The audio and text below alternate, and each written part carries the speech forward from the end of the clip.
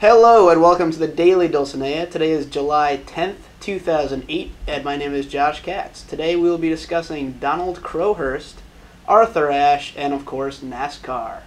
Adam, would you like to talk about Mr. Crowhurst? Of course. On this day, July 10th, 1969, Donald Crowhurst's boat was found.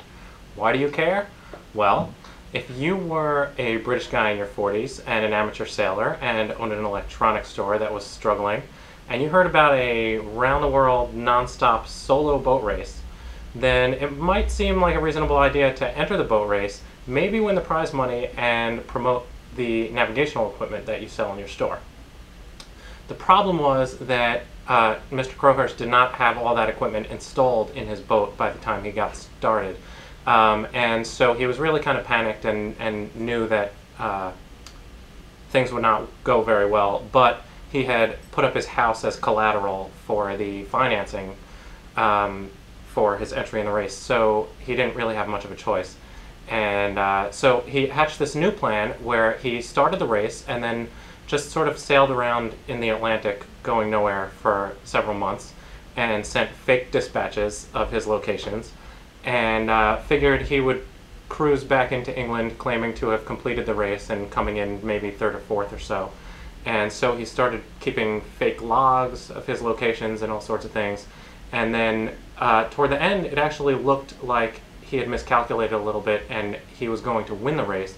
And he knew that his ruse would never stand up to the scrutiny that would come with that and he would be ruined. So he started going crazy, and most people believe that he killed himself. His boat was found on July 10th the following year, 1969, but his body has never been recovered.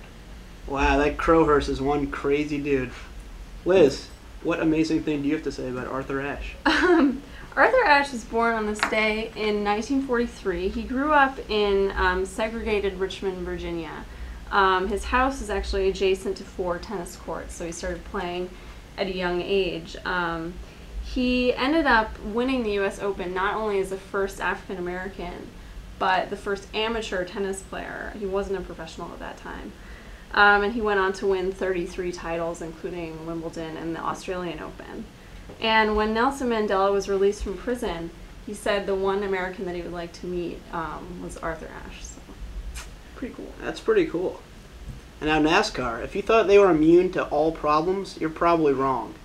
Because apparently, with the economic situation going on right now, I mean, you got to worry about the gas prices. There's high gas prices and they spend a lot of gas because they're NASCAR drivers. But you also got the automaker problem. The automakers pump $500 million a year into NASCAR, but GM, Ford, and Chrysler, they're all suffering.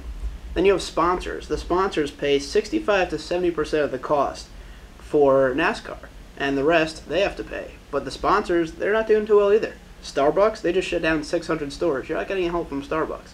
And attendance, that's down 20 to 30% at NASCAR events, or at least last week it was at Daytona.